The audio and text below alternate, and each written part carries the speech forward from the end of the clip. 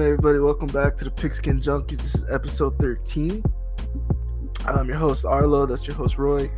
Um, so we finished our record predictions last video. We ended with the NFC West. We gave pretty much who we thought would win, who would lose in week one. I finished off with a record of 10-5-1. Roy finished off with a record of 8-7-1. It's not bad, not far off. There was some upsets, some that weird tie with Houston. That's whatever. The upset with Seattle against Denver Monday night. Bears versus Niners. I Giants don't think versus Titans. Giants Titans was a huge upset. I don't think the Bears Niners game was that big of an upset, but Denver Seattle was massive. Texans Colts tying was ridiculous. So that was freaky. So yeah, I finished with a record of 10-5-1. He finished with a record of 8-7-1. Let's talk about the first game of the week. It was Thursday night season opener. Rams versus the Bills. Rams were home. I don't know. Bills looked dominant. Josh Allen was dominant. Looked like an MVP. Rams looked awful. I don't know what's up with Akers. He's healthy, but he's not playing. I don't know if something happened in camp where he became the second stringer. Also, Jalen Ramsey, I think he got cooked for, I forget the exact stats, but I want to say about 130 yards. Is that about right? I don't know too much about the stats. I'll let you get into your analysis and I'll go into mine. Go for it. All right. Bills, like Arlo said, looked dominant. Josh Allen looked like MVP. He had 2 picks. One of them was not his fault, though. That was McKenzie not securing the ball, and somehow the defender got it. Bounced off of his chest. Ramsey did get cooked. There was one play where Allen threw a nice back shoulder fade to Diggs on Ramsey, and then there was the one where Diggs got the bomb touchdown, which I think was Ramsey misplaying the coverage, because in my analysis, it looked like they're playing cover 4, which was quarters coverage, but it looked like Ramsey was playing cover 2, like sitting in the squat, and then he was expecting safety help over the top. So I think that long bomb on Ramsey was him playing the wrong coverage. Otherwise, Rams, they looked pretty bad. They looked awful. O-line was horrible. Like, you can tell they were missing Whitworth. Kupp literally had half of Matthew Stafford's throwing yardage. I think Kupp had 128 and Stafford threw for like 240-ish. Okay. I think they're missing Whitworth and Odell to take attention off Kupp. I mean, yeah, Kupp got his yardage, but everyone else was pretty much not doing dog squat. Well, if you watched some of the film back, some of Allen Robinson's routes that he would run, like let's say a 10-yard hitch or whatever, he was really lazy on the releases. And so if he was the first read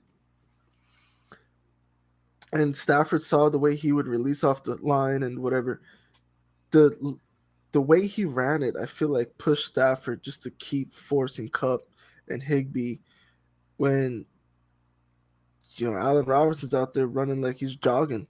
So I don't know. But even Aaron Donald, the camera caught his face a couple of times. Looked like he regretted not retiring. He also I wouldn't say he got neutralized, but like he got doubled a lot. And also having Vaughn go to the Bills, like you could tell like teams could just double like Donald, and then even Leonard Floyd didn't do much. Right. Like they're missing that extra pass rusher to help them out and everything. Well, the thing is, Aaron Donald, he's been double covered his whole career. That never really seemed to be an issue, but on Thursday, dude, he looked off. He didn't look awful. The Rams looked awful. The Rams in general, besides Kupp and probably Donald, looked horrible. Like even the Bills, who don't really have a strong running team, they were kind of gashing them on that like left side like toss or sweep. Like they kept running it a couple times, and I know they're getting like some good yardage out of it. That's what happens when you lose Von Miller in free agency. And like the Bills D line all of a sudden looks like above average, just adding because. And then even with Bobby Wagner, the run defense wasn't that great. Exactly, and then come on, when Josh Allen stiffs arm you. Well, Josh Allen stiff arms a lot of people. It's bad when Josh Allen teabags you. He's normally a humble guy. I'll find the clip and I'll put it somewhere.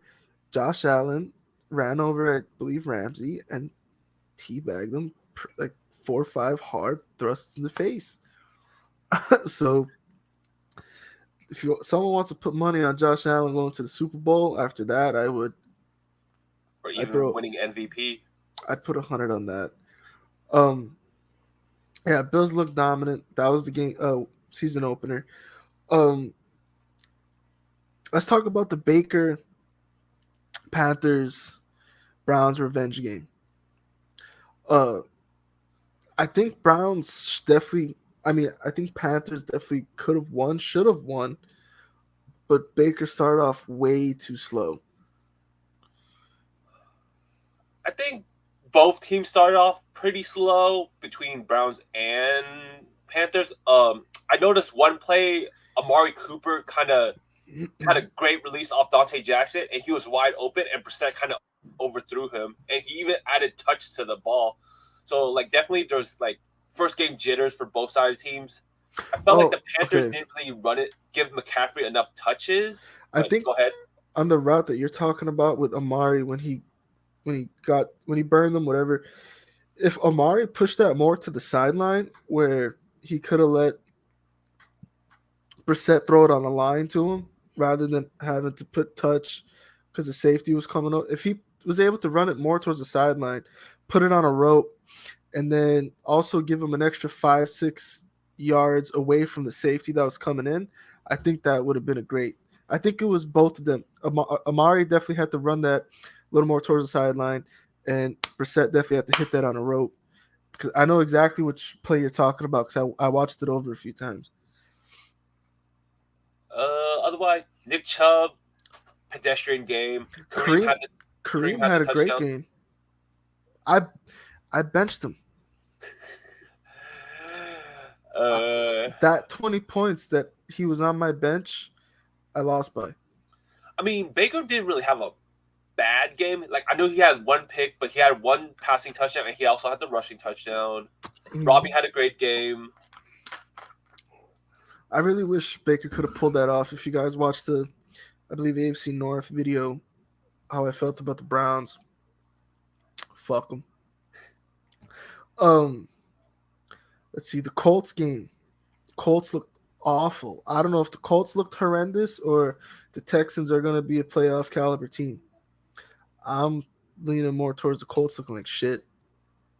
I'm definitely going with the Colts playing not up to their potential because last year, y'all scapegoated Carson Wentz saying he was the reason why y'all didn't make the playoffs. 3,500 yards, 27 TDs, and 7 picks. And looking at Wentz playing against the Jags that week 1, I don't think it was on him. Honestly, I think Frank Wright is a dumbass coach, seeing how you guys couldn't win one game against the Jags to make it to the playoffs, and also losing a stinker opening week against the Texans. Yeah.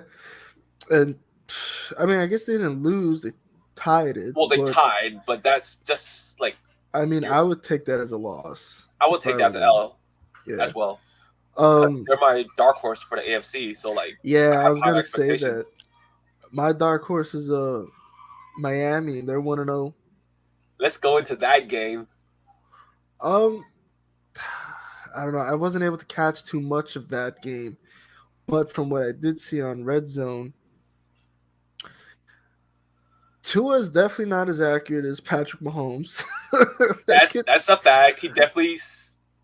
There was this one play where Tua got... I mean, not Tua. Tyree got open, and it Tua on like the long hitch. Yeah. And it skipped on the turf. skip the beat. Yeah, that was funny.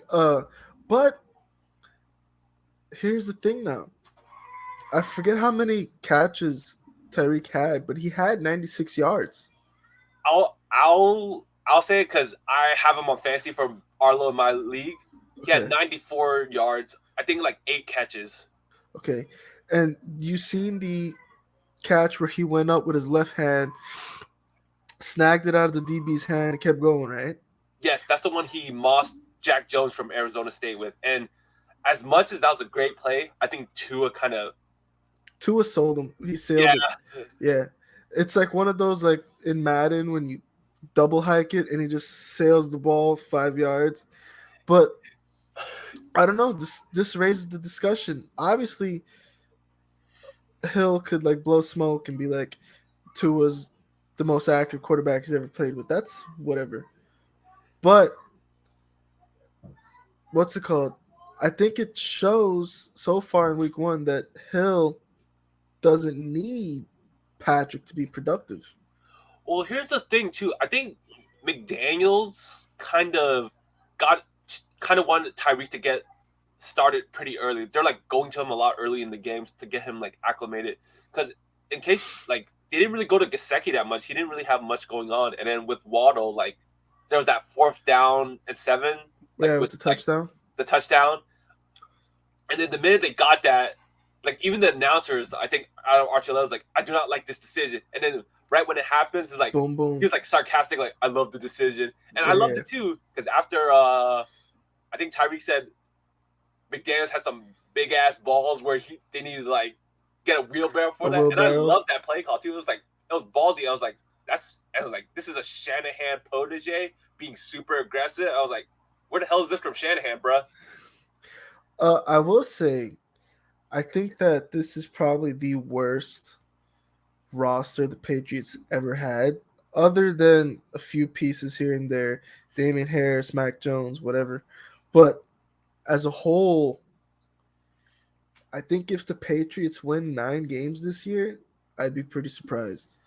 Well, going off the Pats, I remember in one of the videos we did, I was talking about how Mac Jones can't really throw against press man coverage. I feel like Hmm. that's what the Dolphins was play press, what like just man coverage, and then they try to blitz or they try to get as much pressure as they can on Mac Jones. Right. Well,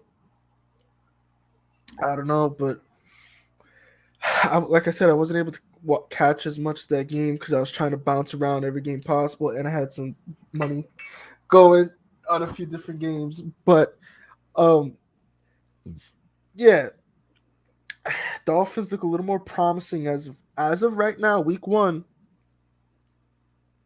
than the Colts do for our dark horses. Um, but hey, let's not skip this though. The fucking Lions. They ha- Uh, I don't know about that game because I think like Eagles were up by a lot, and then I think they started playing like prevent D, and then that's when the Lions start catching up in sneaking garbage back. time. I don't know. I They have fight in them. The old Lions 2 years ago would have just rolled over. Well, here's the thing though. Like last year when the Niners played them week 1, like we were up by like 2 scores and they're fighting back too. Like I respect fighting back, but You think it's just this, garbage time? It don't matter, I think it was garbage time, and like I want you guys to put that into wins. right? Like Well, I it came down to the wire. What was it, 35-38? If the Lions got that one drive stop, they're going to try to win. It wasn't just a garbage time comeback that was useless. They had a chance. But if they could stay more competitive at, you know, the beginning of the game and the middle of the game, then I feel like they could do it. But at the same time, it's like how much better could you really get when you have Jared Goff? that's true, but depending on how they do this year, obviously you have Brad Holmes, your GM, had a Right. good draft this past season, and then John Dorsey's also in that front office. Like you guys can draft a quarterback next year if like, but all you need to focus on is improvement. Just get more than 3 wins Yeah. And compared to last year. their head coach definitely doesn't like to quit. So we can see how that goes. I'm looking forward to watching the Lions season. Um Eagles. Let's talk about them for a little bit. Hurd. As for AJ the Brown. Eagles, I think they started off a little slow, but I don't know. I still think they looked good. They look Defense was good. defense was solid. Slay gave up that touchdown. It's whatever, but they looked solid. Sanders was actually finally able to run the ball a little bit. He got a touchdown. I remember. I know last year they didn't even really run the ball until like week 7. Well, it's not even that too. It's like when they did ran it, it was mostly Hurts running like Right. QB options and everything. It was just trying to all run through Hurts, but yeah. So if they could get Sanders going this year, I don't know, but last year he wasn't promising at all, especially fantasy wise. But if they could get Sanders going early this year, they picked up the running back we just cut. What was his name? Trey Mason. Trey Sermon. Trey Mason. Trey Sermon. I don't know how he'll do for them because he sucked for us. I mean, they have a lot of running backs too. They also have Kenneth Gainwell, who also I think got a touchdown that game. And then Gainwell's fast. Yeah, he reminds me of who's thick that can run pretty quick. Look, I won't say LeGarrette, but LeGarrette's fucking was pretty. I was actually when I was watching the Tampa Bay game, and Fournette sat out a few plays. I was like, I really miss LeGarrette being on this team. LeGarrette was fun. But Eagles look good. Colts look terrible. Wait, I think Devontae Smith did not get any yards that game too. Did he not? I don't think so. I didn't have the stat line on that. Let me check the stat line. I know AJ Brown did well. AJ Brown had a great game. Catches, 0 yards. And how many? And what did the AJ Brown do? He definitely got 100 for sure. AJ Brown stats. What did AJ Brown do? 10 receptions, 155. See, he's just a touchdown Not monster. even a touchdown. I've said this since he came over from Ole Miss when he got drafted. He is the better wide receiver out of Ole Miss over DK, over Elijah. remember Laquan Treadwell? Laquan Treadwell. AJ Brown's the best one out. Devontae Smith had 0 yards. What's his name? AJ Brown 8. Goddard did pretty solid too. I don't remember the whole stat line, but I know he had a couple catches. Yeah, probably definitely for sure. So Eagles look good, but they gotta keep the foot on the gas, otherwise they're gonna lose a couple games, getting a little soft. I know they was up big, but still. Pittsburgh and Cincinnati. Joe Burt. Do the Joe Burt. Yep. Joe started off slow. Definitely looked like he was knocking 6. off. Yeah, he was knocking off some rust. I think he threw 3 interceptions. 3 picks, and then he lost T. Higgins to a concussion, so he was just force-feeding Ja'Marr Chase. Yeah, so Ja'Marr Chase did good. Joe was definitely trying to knock off some preseason rust. Joe Mixon looked good. Defense, Minkah Fitzpatrick is 14 tackles. Animal. 1 pick and a blocked field goal. But this is the stat that doesn't go on record. Do you remember when it took like 8 shots or 7 shots for the Bengals to tie it up, and then Ja'Marr Chase got the touchdown near the pylon? Yeah. Minkah Fitzpatrick knocked out 3 of those. Just blowing people up at the end of the end zone next to the goalpost. Steelers defense looked good, but I know TJ Watt got a torn pec, I think, so he's going to be out for at least 6 weeks. Yeah. And Mitch pretty much game managed it, even with Najee having a bad game. How about that fucking catch from Deontay Johnson with the one-hander on the sideline? Beautiful. Mitch looks good. I don't think he's going to lose that job. I mean, he doesn't I don't think so. I don't think he looks phenomenal, but as of what he used to be with the Bears, he looks pretty damn good in Pittsburgh. And he looked good in the preseason when he did quarterback for the Bills. He's not he's trying to be more aggressive. He's trying to like go for the throw. So he's not trying to be conservative like what happened at Chicago with Nagy. He's trying to like go balls to the wall. So A. Well, before we use this subject to transfer over to Chicago, let's talk about the Packers. Packers and Vikings. So I took Vikings week 1. I took Packers. You took Packers. Rookie wide receivers look like shit. Can I go into something real quick? Go for it. This is why we're here. So the first Packers play after Justin Jefferson scored the touchdown. The Christian Watson. The Christian Watson. Great release off Patrick Peterson. Does his best Marquez Valdez scanning impression. Drops an open deep ball. And then I think after that drop, that set the whole tone for the rest of the Packers game. Like, they could not get anything going after that. And even Rodgers had that typical look where he's just like, fuck this guy. He was disgusted. Well, exactly. And here's the thing. You were drafted to replace Devontae. Essentially, come on, he was. Romeo Doubs was eating all preseason long. He had a pedestrian game, though. That's the thing. I know, but Romeo Doubs was eating all preseason long. Christian Watson was injured pretty much all preseason. You were the first wide receiver taken. You're being relied on by Aaron Rodgers. And he said in preseason, if they keep dropping these passes, it's simple. They won't be out there. So if Christian Watson has one more game like this, I think he's going to be in the doghouse like we put Pettis. Also, Lazard wasn't playing that game, so I think that made a huge difference. Yeah, I think Lazard's healthy this week. Yeah, he's playing week 2. And then they're playing Sunday night against the Bears. Touch up on Vikings. Justin Jefferson looked great. Justin Jefferson popped off for me in fantasy. Dalvin Cook had a good game. Another thing about Justin Jefferson, a lot of the times, I forget how many catches he had, but at least 3, there was no one near him. He was wide open. Like, there was like 2 crossing routes. I remember watching that game. Okay, exactly. Wide open. Do you remember the crossing route when he went from the left side of the field to the right? Yeah. And he caught the pass, and then he like juked back, expecting someone to be there, and then he looked and he was like, wait, what? And then he just bounced.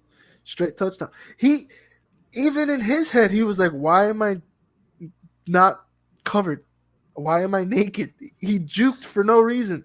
So I heard this. So when Kevin O'Connell got signed by the Vikings, and they're like going through the playbook. Yeah. Justin Jefferson was quoted saying like, "I can see why Cooper Kupp got so many yards, why he got open all the time." So when he saw that playbook, he was like, "I'm gonna get mine." He probably had a lot of rub routes, a lot of crossers, a lot of shit like that to move into. Hey, if Vikings really could put Justin Jefferson on fucking on tape, like the way the way Kupp did, Vikings. And you don't have a horrible quarterback too. Kirk is underrated. Kirk is underrated, overhated for sure. But he deserves some of the hate because when it comes to a primetime game, he sucks. That might change this year. Like, that offense is looking good. Like, he's like, Kirk was in that like Matthew Stafford territory where like you didn't really win like one playoff game, or you won one against the Saints like back in 2019, but otherwise like you have a offense kind of tailor-made. You got weapons. The defense looks rejuvenated, not playing for Zimmer anymore. And now they got Zendarius. They got Zendarius Smith. Zendarius looks fucking. He's always good, but dude, insane. If Justin Jefferson continues this weekly, oh my god! I will pray to God it does, because guess what? You still won't make playoffs. Go fuck yourself. I'm 1-0 right now compared to 0-1. I'm 0-1. Obviously, there's more games to touch on, but not great stuff happened in them. Um, You mean like Falcons blowing another large ass lead? I mean, is that even a topic anymore? Like, is that Exactly. surprising? James is Jets, still James is still funny, man. yeah, James is still funny. Pain everywhere. Ravens blew out the Jets. Let me talk about that real quick. Cause shout out to Lamar, 213 yards. Like I know, but from what I saw in that game, 3 touchdowns, 2 to Duvernay. He stood in the pocket. I'm gonna give him some credit for staying in the pocket and not looking to run. I know media was kind of shitting on him a little bit because like why didn't you run more? Like, all right, my criticism was that he ran too much, so I'm not gonna criticize him when he actually stays in the pocket, unlike the media. Yeah, he runs too much, stay in the pocket. The moment he stays in the pocket, you need to run some more. It's because the media likes to twist things to make everything. Exactly. I'm actually glad he stayed in the pocket against the Jets. So, if he could learn to stay in the pocket, he'll have a longer career rather than always getting hit. Before we get to the Niner game, we'll save that one for last. Let's talk about.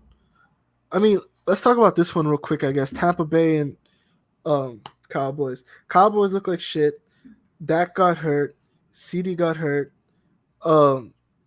Brady looked like he was 18 again. I don't know if he's got some. He didn't have a normal game. He had the one stupid pick that he said admitted was his fault, and then he had the touchdown to Mike Evans. Well, I'm not. Got hurt early. I'm not saying like playing like he's 18. I'm saying like he literally looks 18. So, but playing wise, dude, Mike McCarthy needs to be fired quick.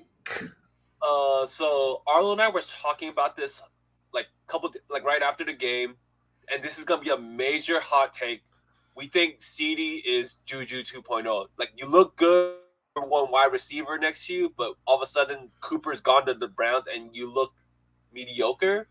And with Gallup being hurt, doesn't help him. I thought Wilson was a Cowboy this whole fucking time. He's in Miami. Cedric is in Miami. He's in Miami. Yeah. So he needs Gallup to come back desperately. And we like Gallup. I like Gallup. We think Gallup could be a number one in some teams right now. Oh, easily. But that being said, let's move on because there's really not much to talk about. The fucking Broncos game. I mean, not the Broncos game, the Bucks game. The only thing to talk about, if you guys took over, well, fuck you. You guys suck. And the Cowboys not scoring. That's the only team in the NFL week 1 to not score a touchdown. Broncos, Seattle. This is gonna be a huge rant. I don't got a rant. I don't really care about the teams that much. I'm more than sure 97% of America who bet lost money off Denver. And Broncos country, y'all died that day. They went to the red zone. And not red zone as in to the 20 or the 10. They went to the 1 yard line 3 or 4 times and walked away with 3 points. Can I interject here? This is gonna be my rant. Go for it. So the 2 plays that you're in the 1 yard line, you ran out a fucking shotgun inside zone. Like the minute I saw that watching the game, I'm like, this is not gonna work. Yeah. And then that led to them being, and with Melvin Gordon out of all people, like Javonte is explosive. And then when he did run the one time, he got the ball punched. So it's just like, no, he didn't get ball punched. They bull rushed Glasgow, and then he got pushed back into Javonte, and then he fumbled. Shelby Harris was a force that night. He was going crazy. And the sad thing was like, okay, Russ had a good game. He had 340 yards. Judy and Sutton were cooking the rookie DBs of Kyler Gordon and Tariq Woolen. And then for some reason, they kept going for checkdowns, like, and to the tight ends. Well, I don't know much about their head coach. I got to be honest. Is he like a first-time head coach? So Hackett's a first-time head coach. He was Green Bay's offensive coordinator to Aaron Rodgers for like 2 years, and then he was the offensive coordinator for the Jags in 2017 when they went to the championship game. All right, this is another hot take. I think that Nathaniel Hackett is Adam Gase 2.0. Stupid decisions, like everyone gives him like a high coaching pedigree because he coached Aaron Rodgers, or he was Aaron Rodgers' offensive coordinator. That don't mean shit, dude. The thing people gotta understand is not for every quarterback, but there's a certain handful of people. Aaron Rodgers, Tom Brady, Patrick Mahomes, um, even Josh Allen now. You could be their offensive coordinator. It doesn't mean everything's running through you. Aaron Rodgers, if he doesn't like what you call, he'll tell you to shut up and he'll call his own shit. Tom Brady's the same way. Patrick Mahomes and Josh Allen are going to get there, but they're still a little young. But Mahomes has Andy Reid to really tell him what to do, not Bieniemy. They've been trying to get Bieniemy out of there for a while now. But Russ also will call his own shit. So the head coach can call whatever bullshit he wants. Russ will check it out. But they really, if they continue to play like they did, time management, decisions, 65-yard field goals when they have two timeouts, when they could save it, but they're calling timeouts when they're kneeling the ball, you chew the whole clock down.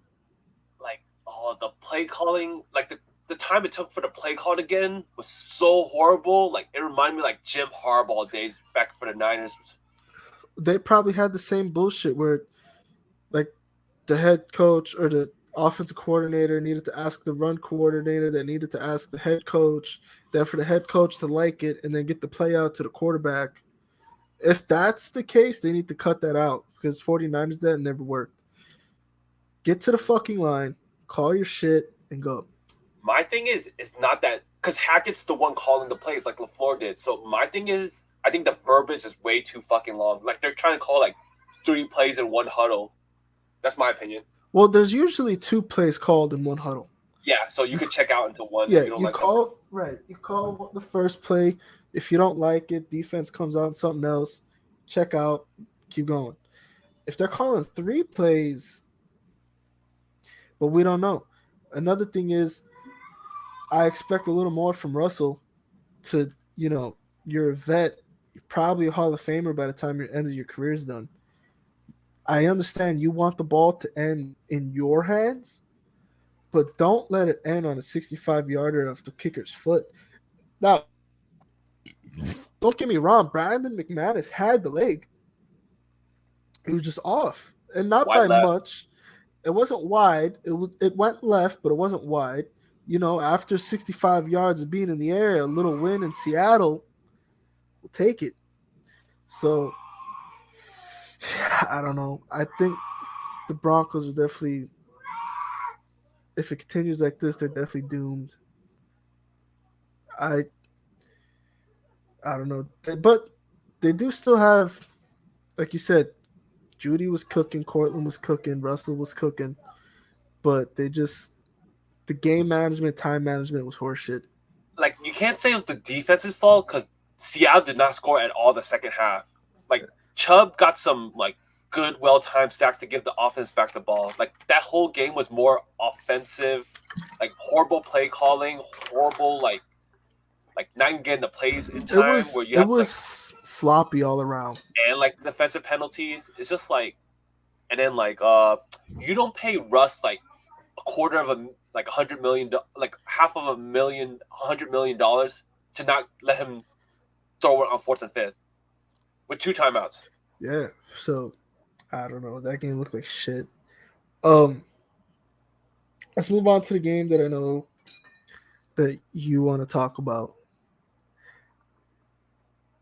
before we go into that, I'm gonna talk about Raiders and Chargers real quick. Oh, let's see Derek what we could Carr say. Derek Carr forces the ball too much. to Devontae a lot. He forced it to Devontae Devontae a lot. Devontae was eating regardless. Devontae actually, here's a crazy stat. Devontae Adams had more receiving yards than every Packers wide receiver I in week believe one. that. It's true. So Carr's last pick to end the game, throwing to Devontae. I think Devontae was triple covered. Is that the one on the sideline to the left? Yeah, the game winning, the game sealing pick. Yeah.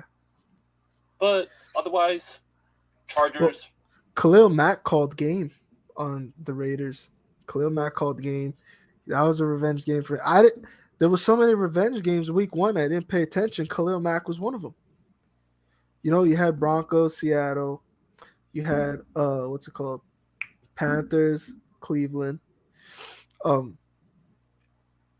Khalil Mack went off.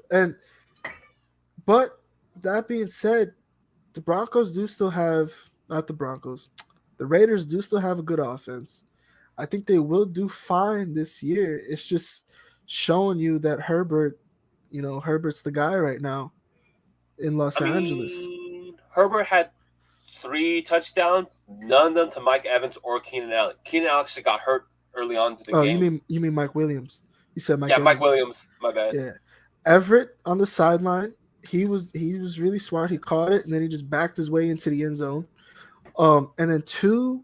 I think one was to Palmer, but I'm not sure if that's correct. No, what is Palmer number 1? No, Palmer's not number 1. Or he's number 5. I think he's number 5.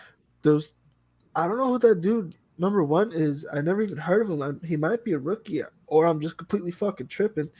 But again, no touchdowns to Keenan Allen or Mike Williams. Gerald Everett looks good. Eckler, he didn't score last week, but he's gonna eat it up all season. It don't matter.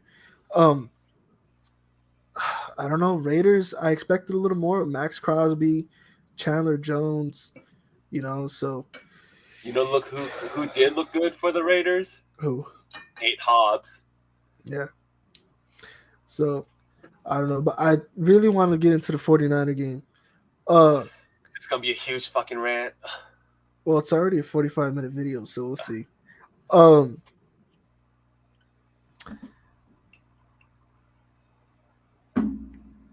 We're up 10-0.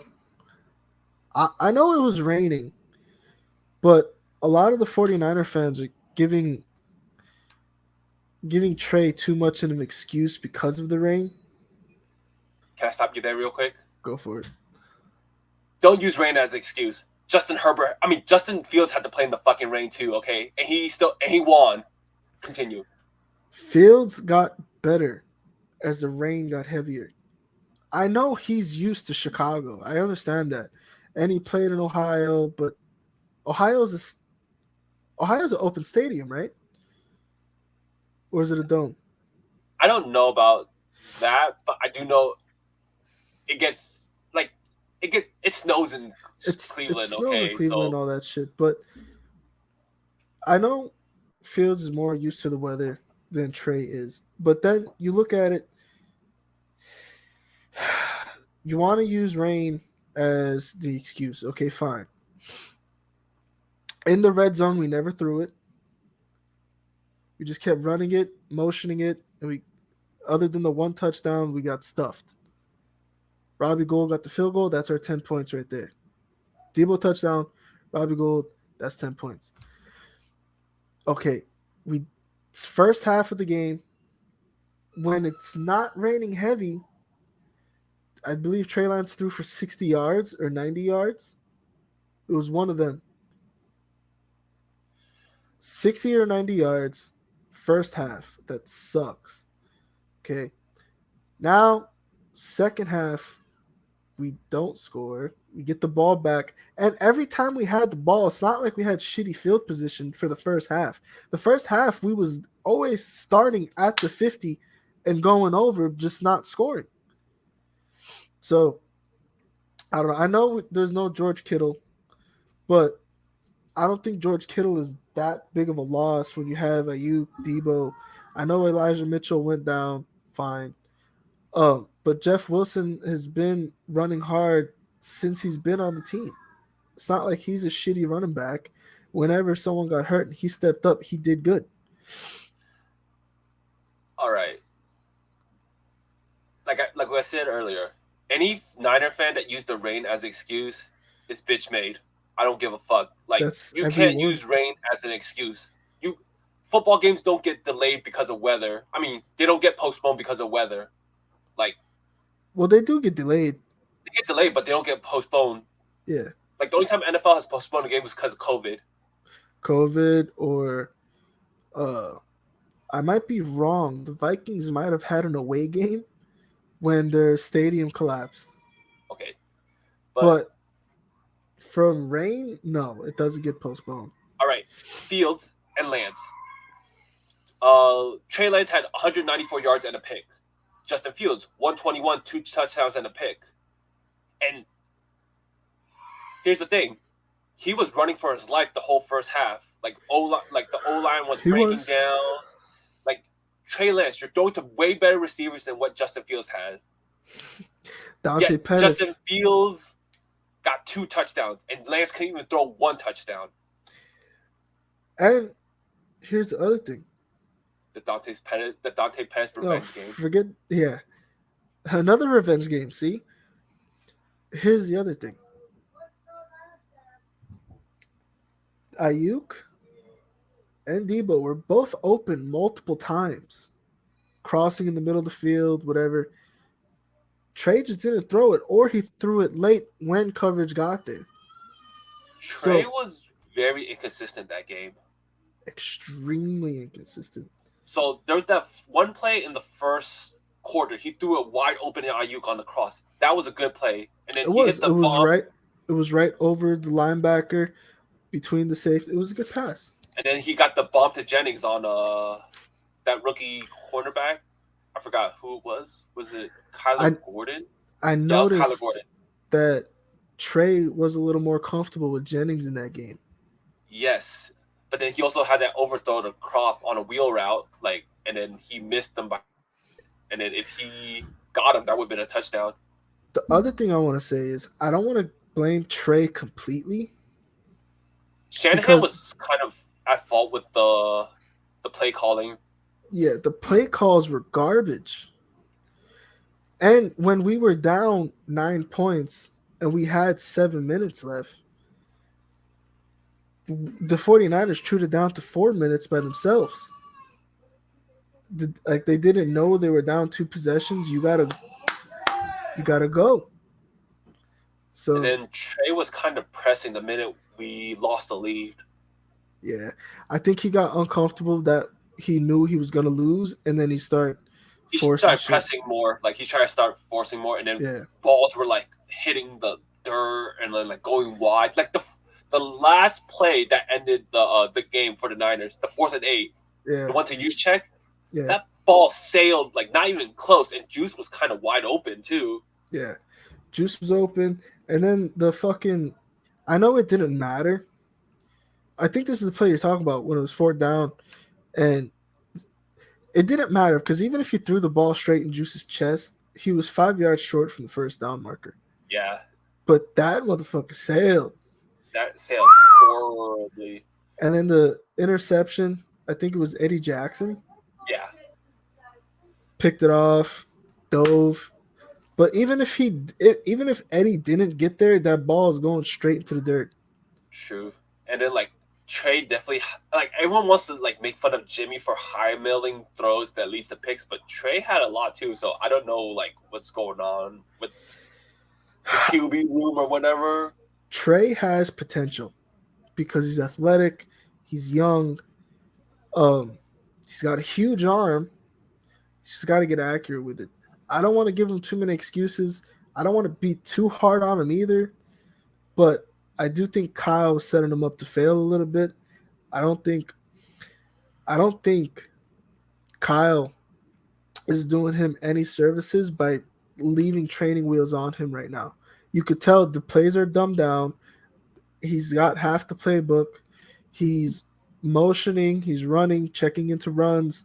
He's not really trying to throw. He's trying to keep the ball out of Trey's hands in the red zone. So I think if Kyle wants this shit to work out, you take those training wheels off right now and see what your kid can do. Like, okay, like I understand he's raw, like, but here's the thing, like, I'm 50-50 about this because you don't draft, you don't trade up like 3 picks to draft a QB that's only had 1 full year of college. And like everyone's like saying like, oh, Trey can be the next Josh Allen. Here's the thing: Josh Allen played 2 years at Wyoming, and secondly, it took him 3 years in the league to be elite. Right. Like anyone that's expecting Trey to be good right off the bat is setting themselves for disappointment. But here's the thing: also, you can't, with a, like Arlo said, with a Super Bowl window as open as we have for 2 to 3 years, you can't take a quarterback that extremely raw in mechanics. Even if you do take the quarterback that's that raw, you don't start him. You put in Jimmy, you let that kid learn. Look, we gave up, what was it, 3 first round picks to trade up? We gave up a bunch of first round picks to trade up to Miami.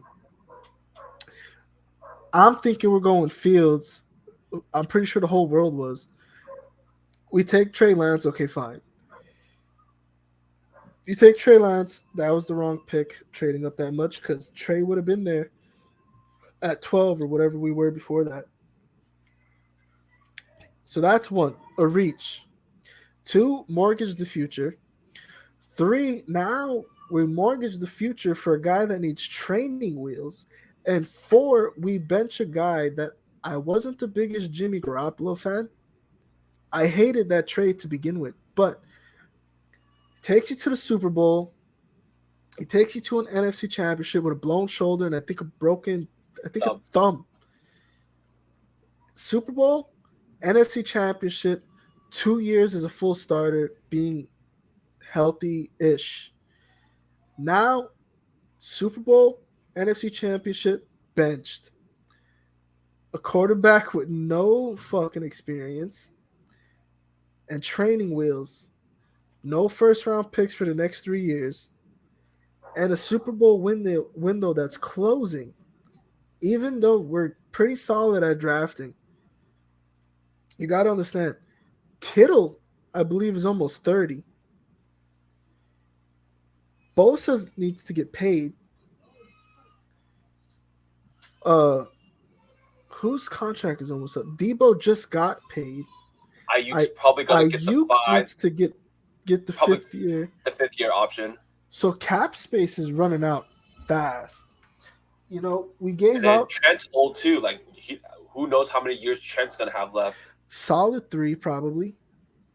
This is probably his last contract. Um, so I don't know. I think if we're gonna start Trey, let's do it. Let's do it right and let him go for it. For the next 5 games, let him go. Don't be conservative. Don't baby him. Don't put him on training wheels. Don't put him in a stroller. Don't feed him the playbook. Don't listen, kid. You're the quarterback of $1 billion franchise. This is a Super Bowl winning caliber roster. Go. Do it. Show me and show the world why we drafted you at number 3. And I don't know, putting training wheels on a person that you drafted on number 3, it's not something I would do. Even Trevor Lawrence, Zach Wilson, they're on worse teams and they don't have the fucking training wheels on them. They got the full playbook. It's just very frustrating. Like with like even Jimmy as the full 2 years as a starter. Like even last year, like everyone wants to complain about the how much picks he threw.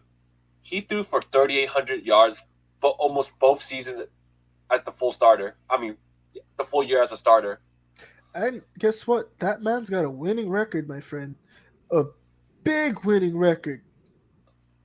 Definitely more than twice Like it's definitely like what It's 31 to 14. Yeah, I think it's like 2.5 times his losses or something like that. Exactly. Like as much as like even when Jimmy has a like a bad stat line game like what Trey would have, there's a good chance we will still win that game.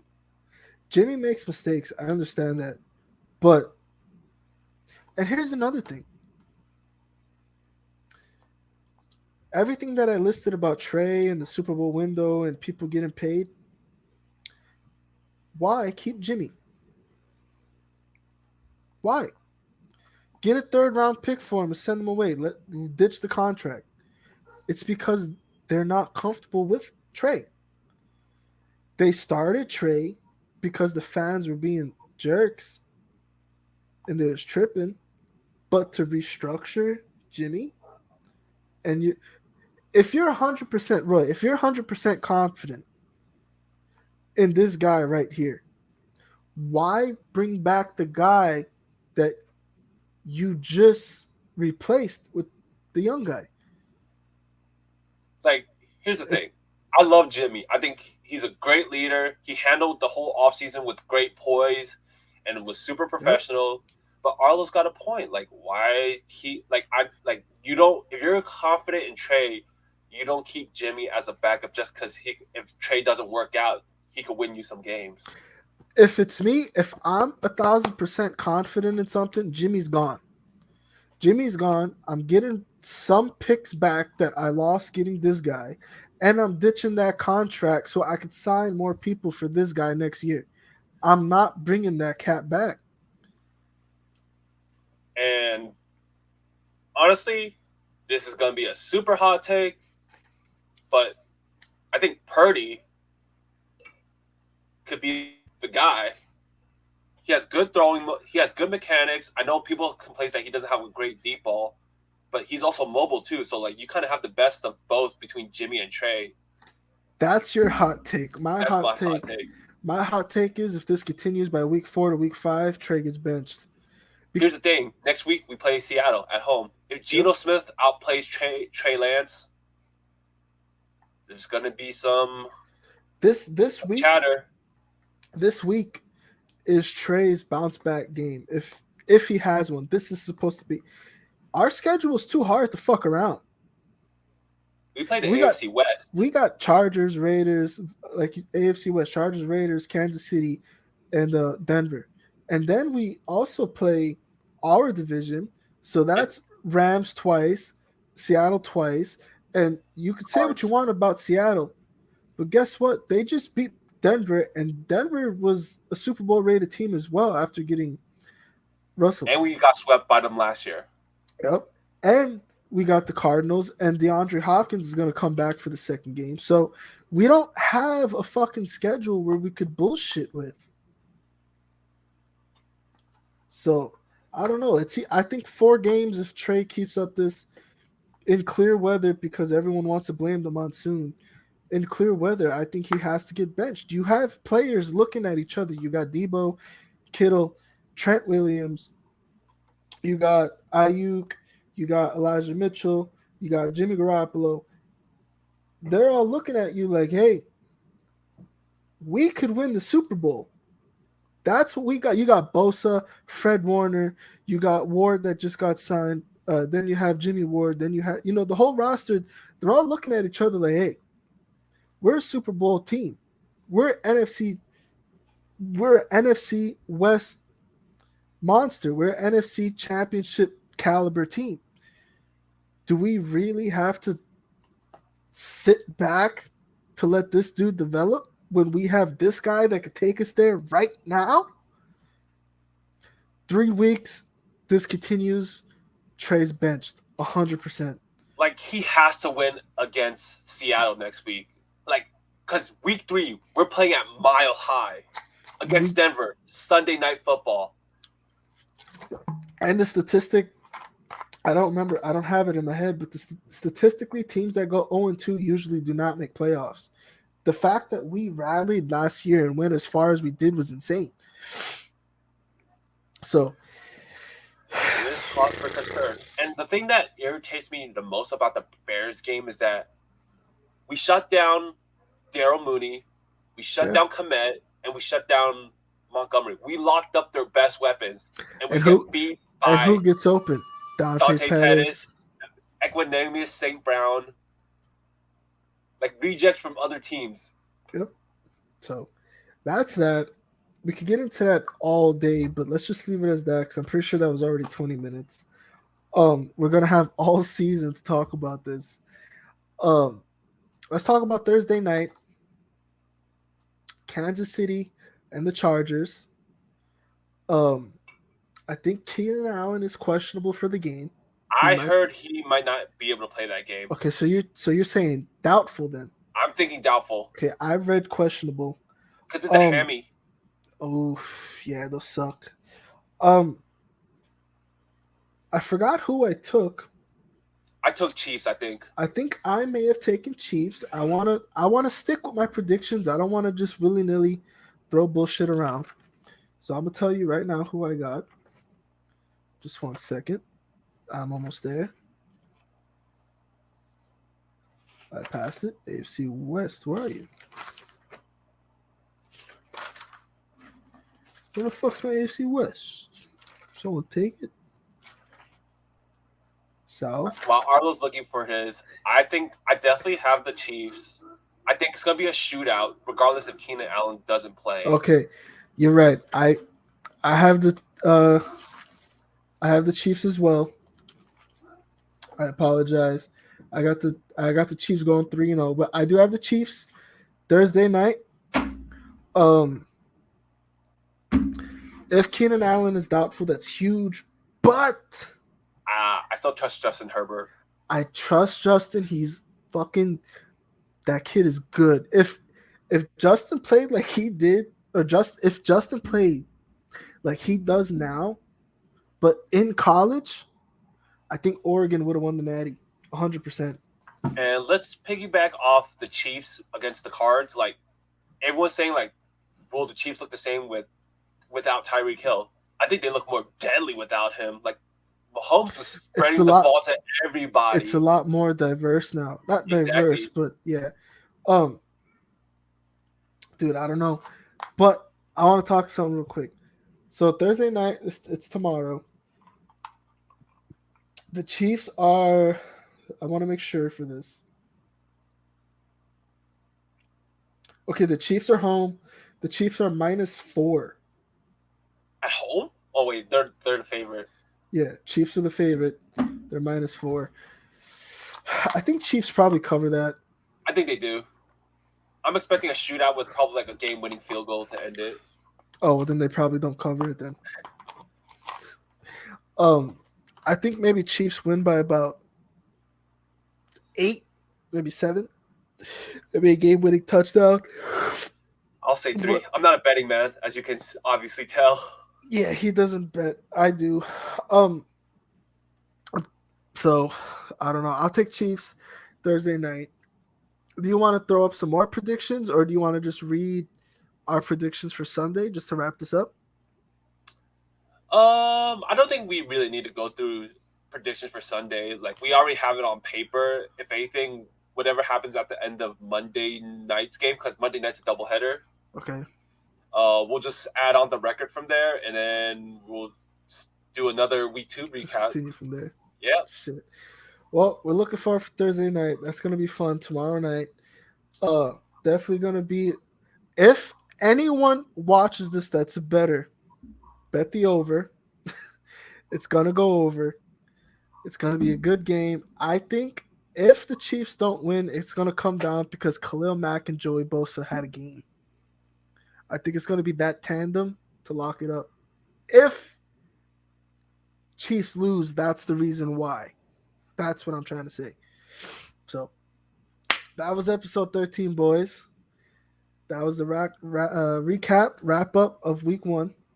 If you guys enjoyed the video, like, share, subscribe. And we'll see you guys in week 2. Bow!